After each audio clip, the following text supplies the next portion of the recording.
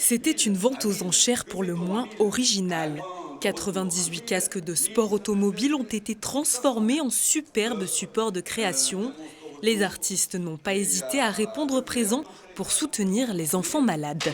Pour moi, c'est très important. J'ai participé maintes fois à ce genre d'initiative et j'ai trouvé ça formidable quand on me l'a proposé.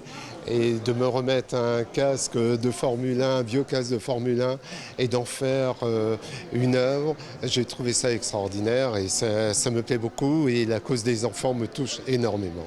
Les auteurs de ces œuvres ont puisé leur inspiration, parfois même au cœur de la principauté. Je suis partie sur un casque que j'ai appelé Grace, donc je pense qu'on le devine, hein. Grace Kelly.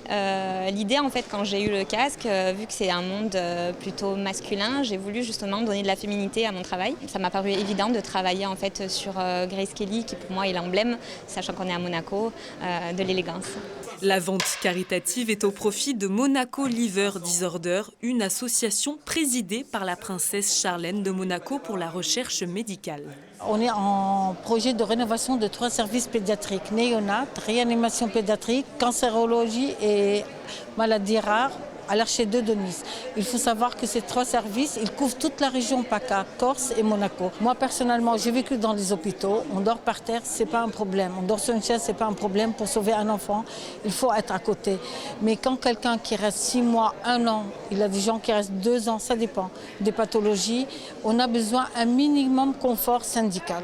Pour soutenir cette cause, les artistes ont fait preuve d'originalité.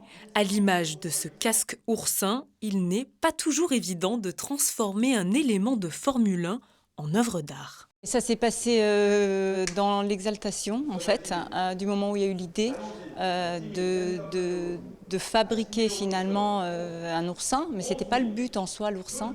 Et ensuite, il a fallu dessiner ces épines. Il y a 7 épines, 7 dimensions différentes sur des logiciels et les produire en 3D avec du PVC.